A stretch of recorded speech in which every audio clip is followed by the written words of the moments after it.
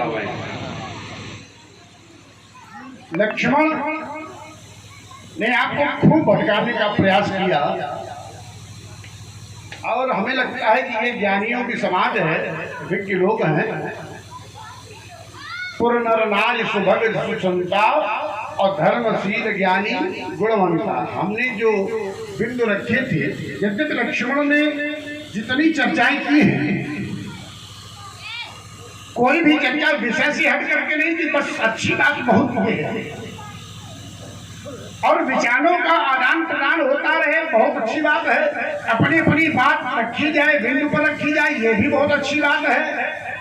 और एक दूसरे की बात को सुन करके उस पर अपना चिंतन प्रस्तुत किया जाए, ये और भी अच्छी बात है। आइए यात्रा की जाए। सर्वप्रथम हमने एक बात रखी थी कि जहां पर धनुष टूटता है या जहां पर किसी का देहावसान हो जाता है, वहां सूतक लग जाते हैं। कहता है और सूतकों में विवाह नहीं होता है, तो इसलिए एक अपना मनगढ़ंत असैद्धांतिक प्रयोग, और हो सकता है किसी की समझ में आ भी गया हो कि दाह संस्कार जब किया जाता है सूतक तभी लगते हैं, ऐसा कहा था इसने। और कुछ लोगों ने हो सकता है स्वीकार लिया होगा। कभी कभी आपने देखा होगा किसी का देहावसान आज हुआ है और संस्कार होता है कि एक सप्ताह बाद, 7 दिन बाद हो, उसके स्नेही उसके परिजन बहुत दूर रहते हो, तो क्या उसकी मृत्यु की तिथि 7 दिन बाद मानी जाएगी? इनको बताओ।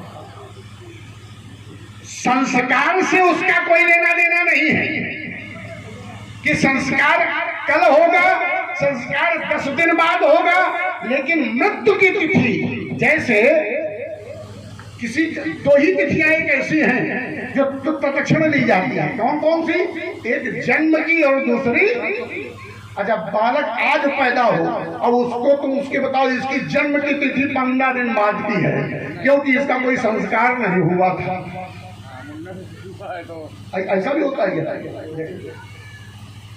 ये सिद्धांत नहीं है, ये सिद्धांत नहीं। इनको कहने नहीं, इनको जो कह रहे हैं ये भी अपने मन के रंजन करने वाले हैं और इनको अविज्ञ मान लो, ये हम लोगों से ही प्राप्त करने के लिए बैठे हैं। और हम लोग जो देंगे ही नहीं, जो अच्छा लगेगा स्वीकार कर लेंगे, अच्छा नहीं लगेगा छोड़ देंगे, तो नहीं करेंगे। तो यहाँ हमारा और आपका आदान प्रदान केवल अपने मन मस्तिष्क के चिंतन का है। तुमने अपने चिंतन से बात रखी और हम एक सार्वजनिक जो सिद्धांत है, जो शास्त्रीय पद्धति है, क्योंकि हमसे ज्यादा थोड़ी जानते हैं। ये सब पूछने के लिए किसके पास जाते हैं? ठाकुर साहब के पास कि पंडित जी के? तो ये हमका नंबरदार का है, बताओ क्या हुआ है? सही बताओ। तो ये जबरदस्ती।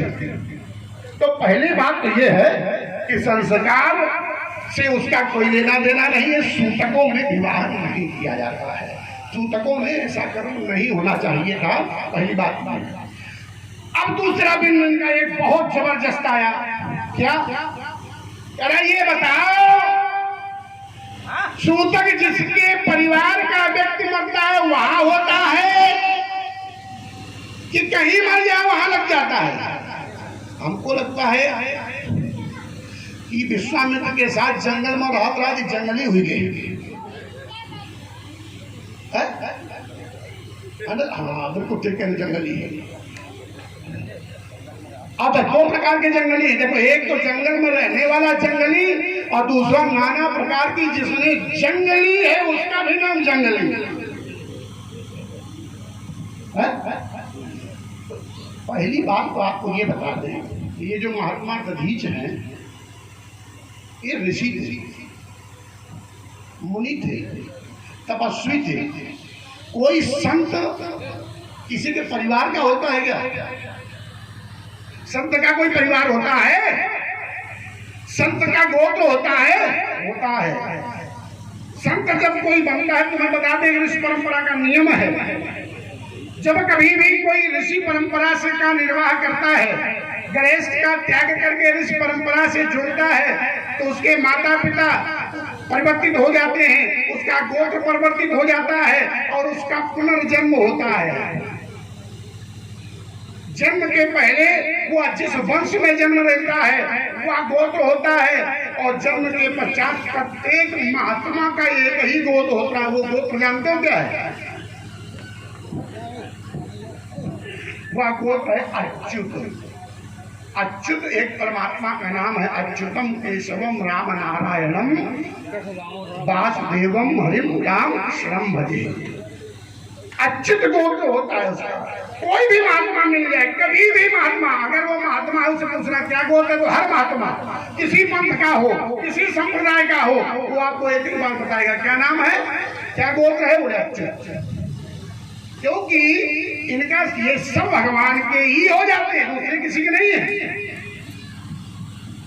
तो ये इनका गोत्र अच्युत है। इसलिए ये महात्मा तभी संत थे, ये सबके थे। संत कहीं का भ्रमण करता है, उसका कोई एक स्थान होता है क्या? उसका कोई घर होता है क्या संत का? जहां रह रहा है वही उसका घर है, संसार उसका घर होता है, संसार के लोग उसके अपने होते हैं। तो जिस स्थान पर शरीर त्याग करता है उस स्थान पर सूतक लग जाते हैं। दूसरा एक और अध्यात्म सिद्धांत बता दें आपको। कहीं पर किसी भी परिवार में, किसी भी समाज में ये चर्चा इसलिए हम कर रहे हैं क्योंकि ये समाज के लिए उपयोगी चर्चा है। ये चर्चा समाज के लिए उपयोगी है, राय है।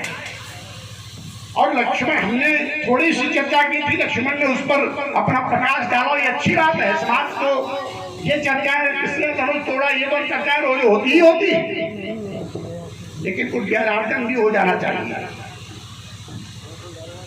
जब कभी किसी के परिवार में किसी का देहावसान हो जाए, किसी समाज में देहावसान हो जाए, तो जहां पर देहावसान होता है 24 घंटे का सूतक पूरे मोहल्ले और पूरे गांव में रहता है। कितने समय का? 24 घंटे। किसी के घर में भोजन नहीं बनता है, किसी के घर में चूल्हा नहीं जलाया जाता है। ये 24 घंटे के सूतक का नियम है। ये धर्म सिंधु का सिद्धांत है। ग्रंथ उठा करके पढ़िएगा, विद्वान है और अनेक कृति लोग हैं। दूसरी बात, दूसरा सूतक का नियम, 2 प्रकार के सूतक होते हैं। एक जन्म सूतक, दूसरा नियम जिस परिवार में किसी का देहावसान होता है। हमारी बात को थोड़ा सुने, थोड़े लोग हैं, अच्छी अच्छी बातें हो रही है, थोड़ी चर्चा हो जाए और इसके बाद फिर चर्चा आगे बढ़ेगी। अगर आप सुनेंगे नहीं मन लगा के तो हमको बताने में अच्छा नहीं लगेगा। जिस परिवार में, जिस समाज में देहावसान होता है, तो जिस परिवार का व्यक्ति संसार से गया है, उस गोत्र के, उस वंश के लोगों के ऊपर यद्यपि मुख्यतः 10 दिन का सूतक होता है, जिसे दशक ग्राह सूतक कहते हैं। जैसे 13 दिन में 13वीं लोग करते हैं, तो 13वीं कोई संस्कार नहीं है। दशक ग्राह तक ही, जिसको दशक ग्राह और एकादशा एक ही कहते हैं। क्यों?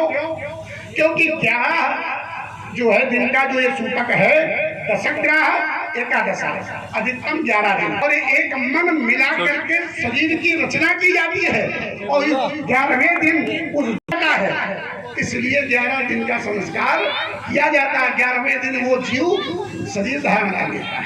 13वें दिन तो भंडारा प्रसाद है। ठीक। अच्छा, तो ये नियम 10 दिन हो गया उन परिवारी जनों के लिए। कुछ